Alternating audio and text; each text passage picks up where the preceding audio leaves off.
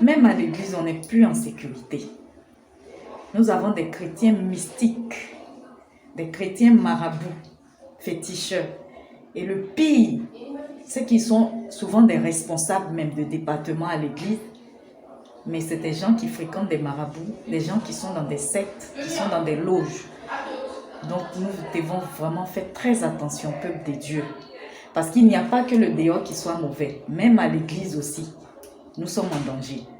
Écoutez la vidéo. Bon, Eman, c'est mon ami à moi. Eman est un ami d'enfance. Il faut dire qu'avec l'avenir, tout ça, nous sommes devenus comme des frères. Et sa famille connaît ma famille connaît aussi sa famille. Eman aussi, il faut dire au niveau de l'église, au niveau de son assemblée, c'est quelqu'un de bien. Et il est serviable. Et il peut tourner sa vie même pour l'autre. Mais ce que les gens ne savent pas, c'est que Eman a deux visages. Deux visages, pourquoi? Parce que, bon, Eman fait des trucs qui ne respectent pas les normes, les droits de, disons, comme je dis ça, les droits de Dieu. Donc, il faut quand même dire que ce sont des choses qui ne sont pas bien. Moi, en tant qu'ami, je suis la seule personne qui connaît la raison. Pourquoi Eman aussi a voulu laisser à 10 mètres à sa chérie. Parce qu'il faut dire que Eman devait se marier dans 1 mois. Et il a dit à sa chérie qu'il ne voulait plus. Oui. Je connais très bien Maurice. Maurice, c'est mon meilleur ami. Mon meilleur ami, on se connaît depuis tout petit. Voilà, donc on partage presque tout, lui et moi. Voilà ce que je peux dire sur Maurice. D'accord. Madame, vous également, vous le connaissez? Oui, je le reconnais. Et je suis surprise de le voir ici. D'accord. Je pense qu'il a demandé à vous voir, Monsieur Maurice. Il est là, on va lui donner la parole pour savoir pourquoi est-ce qu'il vous a invité sur le plateau. Monsieur Maurice, vous avez la parole, ils sont là présents devant vous. D'accord. Shalom. Shalom. Soyez la bienvenue. Je suis très content de vous voir. On ne va pas aller à 4 chemins. Vous savez que je vous aime bien. Je vous porte dans mon cœur. Je vais m'adresser à Edwige. D'accord. Edwige, tu te rappelles du jour où tu allais déposer tes dossiers dans l'entreprise de Eman et il t'a demandé de ne pas partir. Tu te rappelles de ce jour-là? Oui, mais comment tu sais ça? Demande à Eman, c'est lui-même qui me l'a dit. Maurice, de quoi parles-tu? Écoute, là maintenant, nous sommes sur un plateau de télé. Et donc, je crois bien que si tu nous invites, c'est pour juste des choses qu'on doit régler. Et puis... Eman, tu sais très bien. Je suis là pour t'aider. Non, je n'arrive pas à comprendre. Je ne comprends pas réellement. Écoute, tu sais, tu es mon ami. Hein? Il y a des choses qu'on peut régler hors antenne, ok? Tu comprends?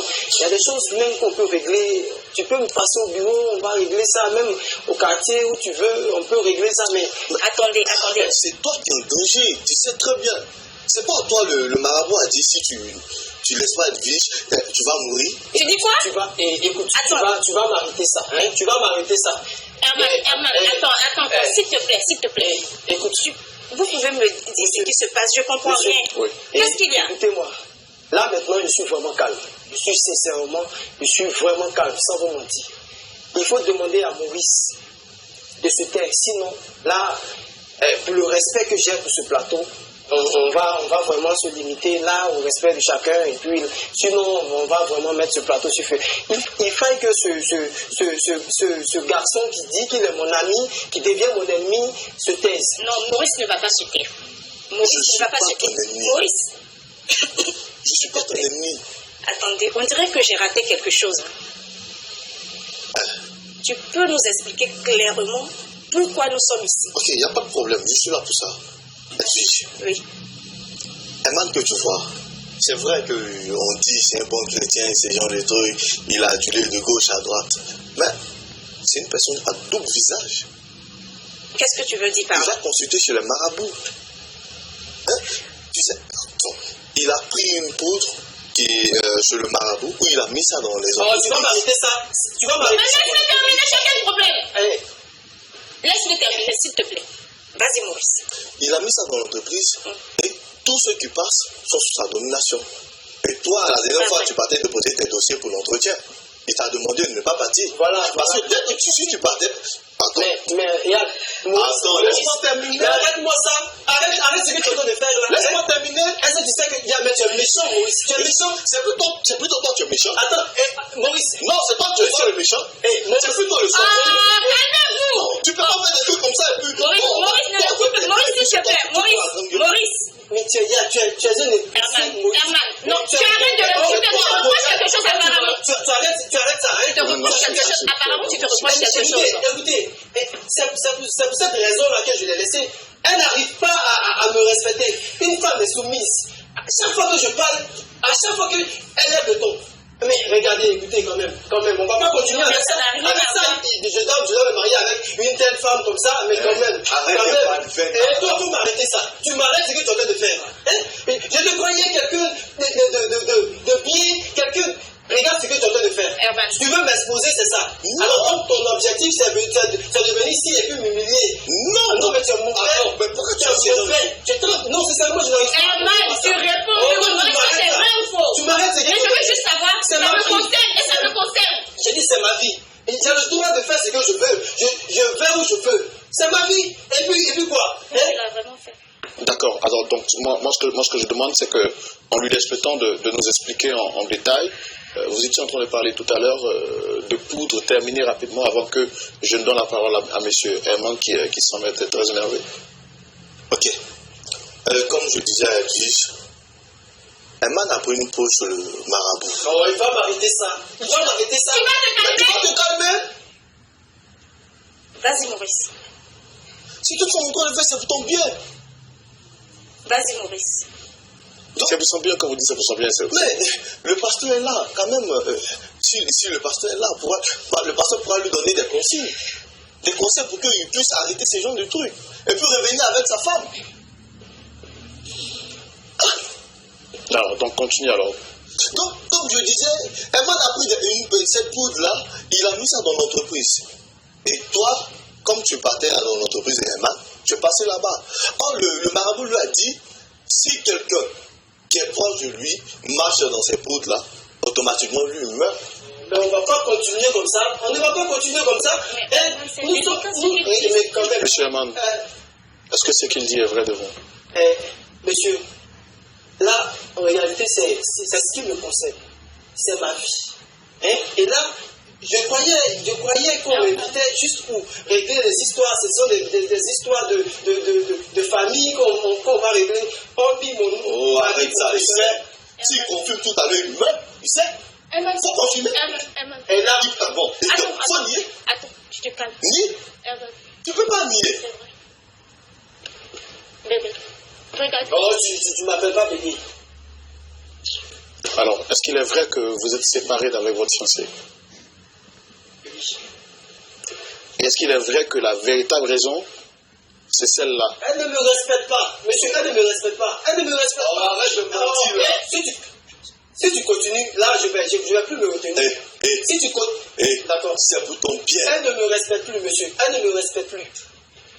À chaque fois que je lui demande de faire ça, c'est elle qui trouve toujours des choses à faire autre que ce que je lui demande de faire. Mais je n'arrive pas à comprendre. Mais dans quel foyer je pourrais en réalité regarde. Non, mais est-ce que la vraie réalité, la vraie raison de votre rupture, c'est parce que vous aviez peut-être consulté un marabout qui vous a demandé de vous séparer de votre fiancé sur la base des totems qu'il vous avait donnés? Est-ce que c'est vrai? Faut pas nier. Donc, je pense qu'il faudra qu'on le laisse s'exprimer, il ne faut pas lui mettre la pression. Monsieur Herman, est-ce que c'est vrai? La question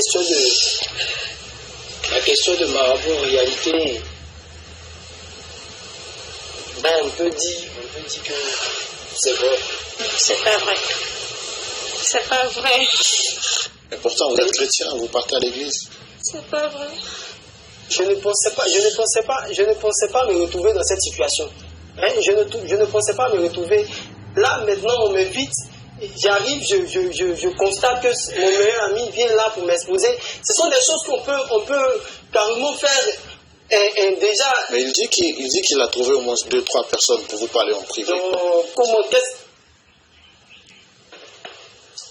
Je t'ai envoyé mon oncle, je t'ai envoyé Sabine, je t'ai envoyé le collègue, mon collègue là. Tu le connais très bien. Tout ça, c'est de ta faute. Tout ça, c'est de ta faute. C'est de ma faute. Alors on va se calmer, s'il vous plaît. Herman, s'il te plaît. Écoute, ce n'est pas trop tard. Je te comprends. Regarde-moi. Je te comprends, chérie. On peut tout recommencer à zéro. Tu ne comprends rien. C'est juste de te répondre. Non, tu ne comprends rien. Si, je je comprends. Tu ne comprends rien. Si. Hein? C'est déjà Non, loin. Jésus, il peut tout, Herman. Herman, regarde-moi. Edwige, arrête ça. Edwige, faut m'arrêter ça. Arrête ça. Hein? S'il te plaît. Et même si j'arrête, il faut dire que c'est déjà trop tard. Hein? Non, rien n'est fait. Écoute-moi, regarde. Edwige, arrête-moi ça. Attends, je te comprends pas quoi. Tu vas continuer avec cet imbécile là. Voilà, toi-même imbécile. Un chrétien qui Toi-même imbécile. Non, écoutez. Toi-même imbécile. Non. Vous êtes chrétien, monsieur. Monsieur, s'il vous plaît, là, asseyez-vous. Vous êtes chrétien, non, asseyez-vous. Tu vois? Et puis c'est avec un gars comme ça tu veux continuer à vivre. Un homme qui est violent. Hein? Ça te plaît? Mais vous les femmes, je ne vous comprends pas quoi. J'ai quel problème? C'est pas tes hormones. Non, mais écoutez, s'il vous plaît. Écoutez. Je pense que j'ai eu le temps de vous recevoir. Vous m'avez dit que vous êtes chrétien. Vous également. Comment est-ce que vous pouvez porter la main à quelqu'un sur un plateau de télé? Chrétien. Quel est le modèle que vous voulez donner aux autres personnes qui regardent cette émission? Ah, il n'est pas chrétien? Attends, monsieur l'animateur, vous ne connaissez pas les chrétiens? Un gars qui fait du maraboutage, tu l'appelles chrétien? Non, c'est pas un chrétien. Hein? Un imbécile, tu connais même pas la valeur d'une femme. Arrête! Elle se permet de s'excuser, mais il dit rien. Hein? Mais si tu connais pas la valeur d'une femme, faut me la donner. Je vais te montrer ce qu'il dit. Ne l'écoute pas, s'il te plaît, ne l'écoute pas. Moi, je t'aime. Dame Edwige, s'il vous plaît, essayez de vous rasseoir, s'il vous plaît. Herman, je t'aime. Je ne peux plus faire ma charge. Je t'assure, c'est possible. On peut tout recommencer. Je t'aime plus que tout. Tu ne comprends pas. Oui, Tu ne peux pas comprendre. bébé, je comprends. Tu ne peux pas comprendre. Écoute, regarde. Le pasteur Tchoumou peut nous aider. Il peut nous aider. Tu comprends? Il a prié pour beaucoup de personnes. Ils se sont sortis. Pourquoi pas nous? Jésus, il est amour. Pourquoi sur ce plateau? Je comprends. Je suis un responsable quand même. Pourquoi sur ce plateau? Oui, je comprends parfaitement. Moi aussi, je n'apprécie pas le fait qu'on soit sur ce plateau, mais c'est déjà fait. Edwige, il va pas t'écouter. Regarde-moi. D'accord, dame Edwige, je pense que vous devez faire l'effort de vous rasseoir.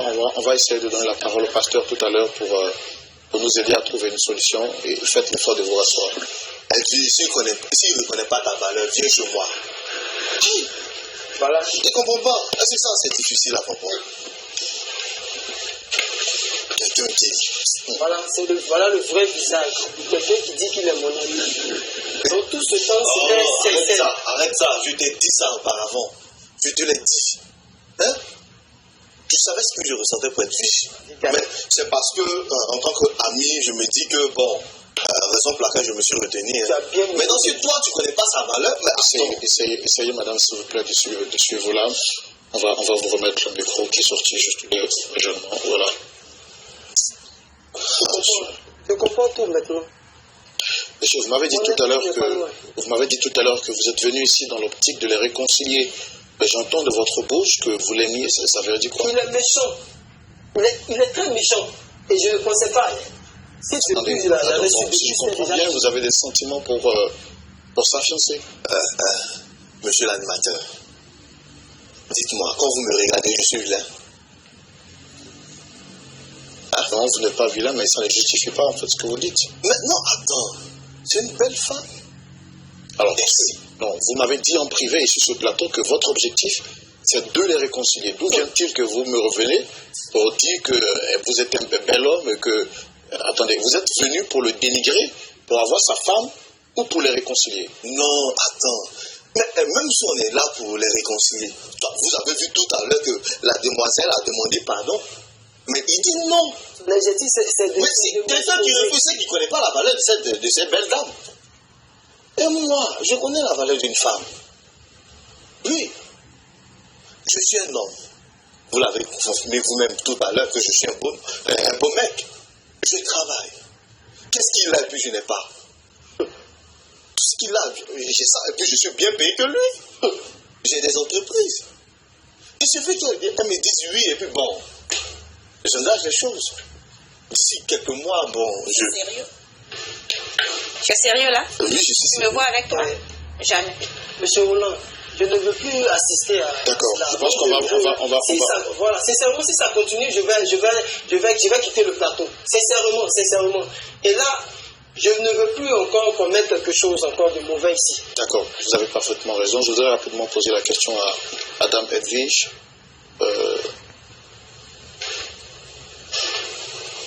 Ça fait combien de temps qu'il vous a dit qu'il ne peut rester avec vous? Il y a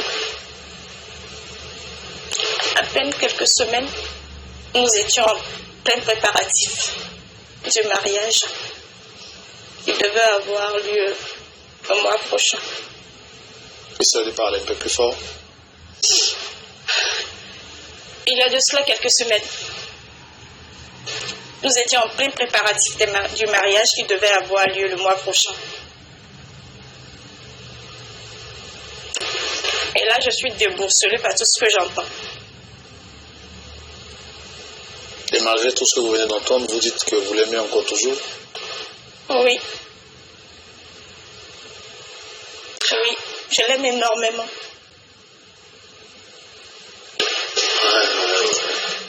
Je suis même prête à donner ma vie pour lui. Edwige. Et vous estimez pour vous que s'il revient, qu'est-ce qui va se passer? Moi, je crois que le Seigneur Jésus, il est amour. Il est miséricordieux. Il comprendra, il y a plein de pécheurs. Aman n'est pas la seule personne qui s'adonne à des pratiques occultes. Je pense qu'on peut tout recommencer à zéro s'il accepte juste de se repentir. Et c'est ce que j'essaie de lui faire comprendre.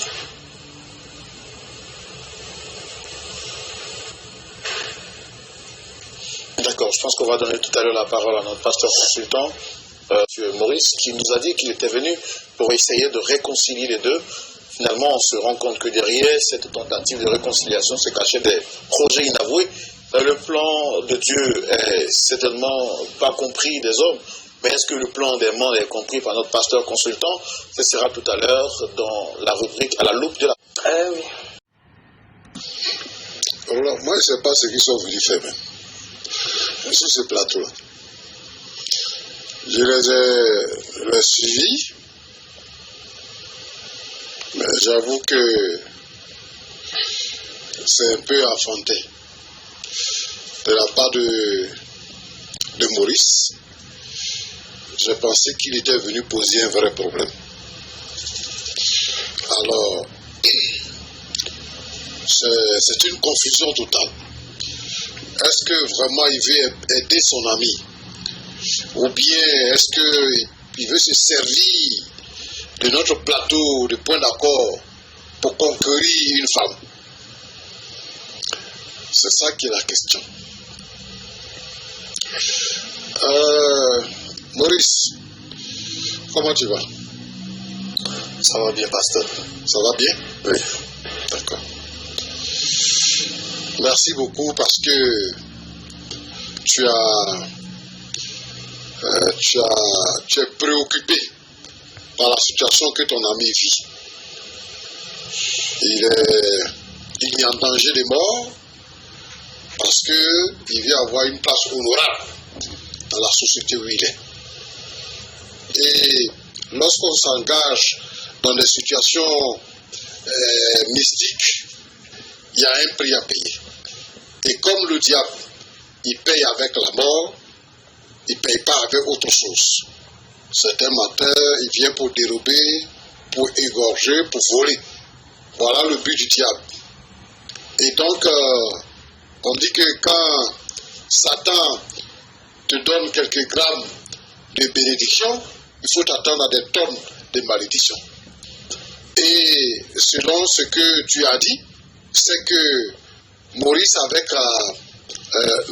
Herman, avec la gloire qu'il peut avoir dans la société, avec l'autorité, l'influence qu'il peut avoir dans la société, si quelqu'un est proche de lui, qu'il travaille dans la société, il va mourir.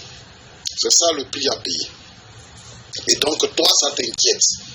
Et tu ne veux pas que ton ami meure de la sorte. Deuxièmement, tu veux que ton ami puisse véritablement être chrétien.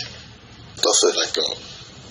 Merci sur ce point-là de te préoccuper du fait que tu veux que ton ami soit un véritable chrétien. Mais j'ai aussi cru comprendre que tu as dit que tu crois, mais toi-même, tu n'es pas chrétien. Et que bon, tu crois. Bon. Merci pour cela. Mais je veux savoir, en réalité, qu'est-ce qui motive cette démarche? Est-ce que tu veux vraiment que ton ami soit sauvé, ou bien parce que ton ami a pris cette voie-là, tu veux que sa fiancée devienne ta fiancée? Qu'est-ce que tu veux vraiment? Est-ce que tu veux que ton ami abandonne la mauvaise voie qu'il a prise? C'est ça le but? Ou bien tu agis pour dire voilà comment il est. Donc pour ça, je vais prendre sa fiancée. Donc dans les deux, qu'est-ce que je choisis? Monsieur Pasteur, en fait, vous avez tout dit. Hein. Je veux que mon ami soit sur le bon chemin. Mais c'est à cause de son attitude. Cette demoiselle, cette belle demoiselle, demande pardon à un homme et pour lui-même le sauver, il se fait la grosse tête. C'est pourquoi. Maintenant, tu as dit que tu es un bel homme. Tu travailles, tu as un bon salaire. Elle est la seule femme. Il n'y a pas autre femme à l'église là-bas où tu vas de temps en temps, ou bien dans la société où tu travailles, dans les entreprises. Est-ce qu'il n'y a pas autre femme, c'est Evie seulement? Puisqu'elle est la fiancée de ton ami. Pourquoi tu la convoites? Pourquoi tu la veux? Bon, ils sont plus ensemble, hein, de toutes les façons. Donc, je me dis que je peux quand même aussi tenter ma chance. Puisque à maintes reprises, on essaie de raisonner, Herman, il ne veut pas. Bon, je me dis tu es un mauvais garçon, en fait. Parce que tu fais une démarche, tu nous mens, tu ne nous dis pas la vérité. Tu fais une mauvaise démarche. Dans ce contexte-là, nous, on ne peut pas te faire confiance. Bon, Herman, tu crois que le Seigneur peut tout faire? Est-ce que tu crois ça vraiment? Ou bien tu penses que on peut aller avec la pensée qui dit aide-toi et le ciel t'aidera? Est-ce que tu penses qu'on peut aller avec cette pensée-là? Moi, je vais te le concéder si c'est cette pensée-là qui t'anime. À vrai dire, il faut comprendre que l'effort de l'homme est le plus souvent, Dieu le plus souvent accompagne l'effort de l'homme. Voilà, donc si je reste sur la base de aide-toi et le ciel te dira, il faut dire c'est voilà comment voilà l'expression qui m'a dit. D'accord. Est-ce que ce que ton ami a raconté, c'est la vérité, c'est pour ça que tu ne veux plus être avec Edwige, ou bien c'est parce qu'en réalité, Edwige n'est pas soumise? En réalité, c'est parce que je me retrouve face à un problème. Et donc, pour l'amour que j'ai pour Edwige déjà, ne me permet pas en réalité d'être avec Edwige, parce que même si je lui dis oh et je lui dis d'accord, c'est déjà fait, tout est déjà fait, parce que je vais mourir. Si j'accepte de rester avec Edwige, je vais mourir. Et donc, pour l'épargner de tout cela, c'est mieux qu'elle et moi, on reste sur cette base-là, qu'elle aille se trouver un bel homme, une autre personne, et moi, je vais prendre mon chemin, puisque déjà tout est fait. Tout est fait. Il n'y a plus d'espoir. Ok. Roland, pasteur, cela nous amène à comprendre la laideur de l'Église aujourd'hui. Herman est le responsable du service d'ordre dans l'Église. Il est très respecté. Aujourd'hui, nous avons des jeunes cadres dans nos assemblées qui nous apportent satisfaction. Des gens qui financent pour l'avancement de l'œuvre. Et nous sommes contents de ça. Ben, je pense que parmi ces gens-là aussi, c'est-à-dire parmi les chrétiens, qu'ils soient cadres ou pas, nous avons des gens qui sont comme Herman, qui pensent que Dieu n'est pas tout puissant et que en servant Dieu, on peut le servir en ayant des fétiches, en ayant des canaries, en s'alliant à des sociétés secrètes, en ayant une vie double. C'est ce que Herman nous fait croire, nous fait dire aujourd'hui. Et ce que je veux dire ici, je veux décourager Herman.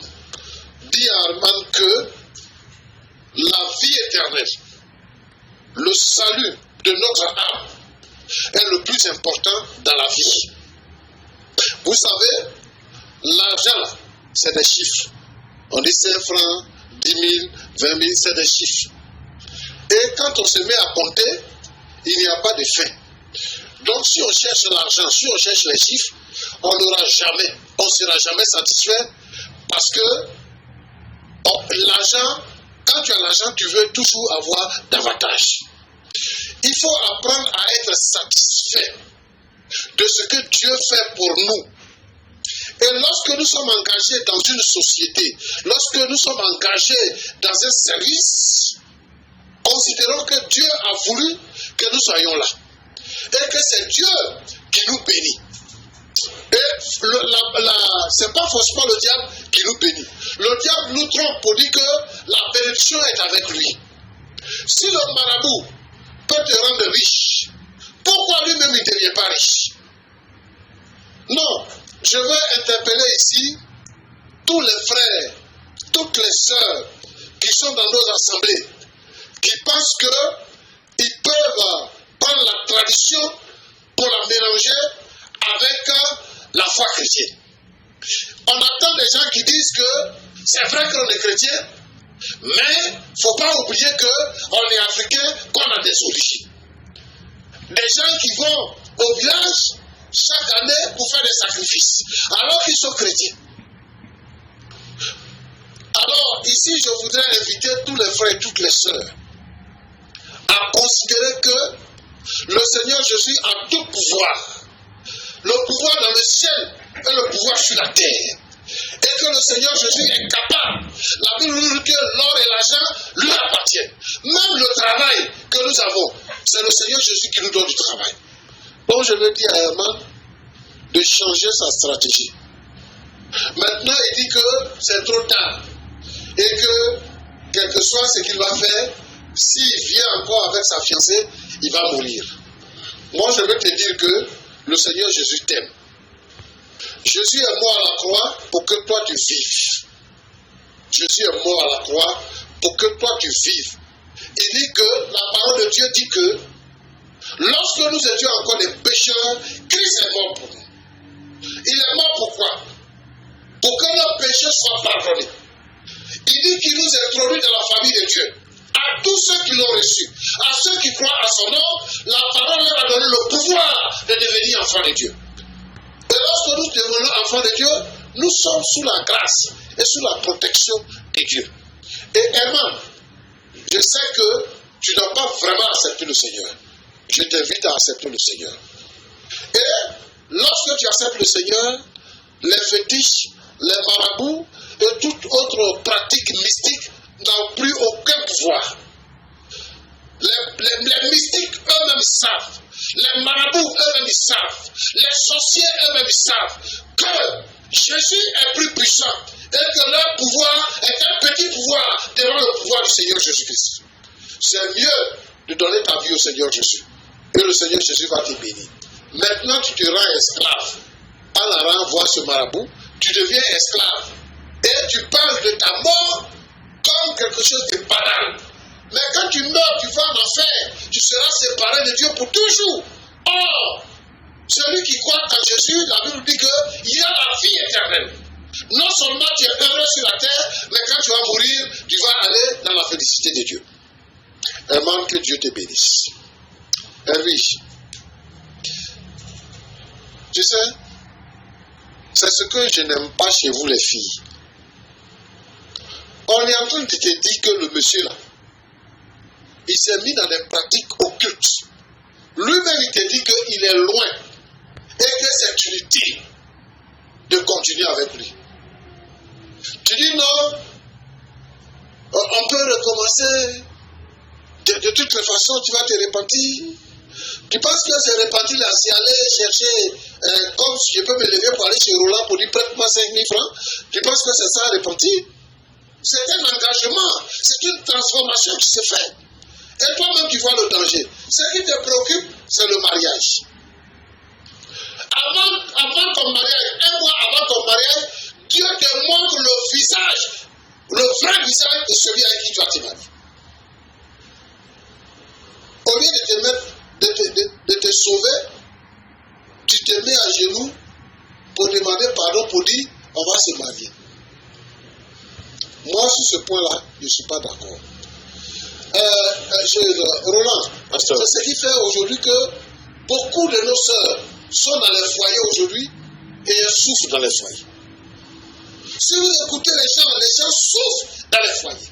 Les femmes souffrent dans les foyers.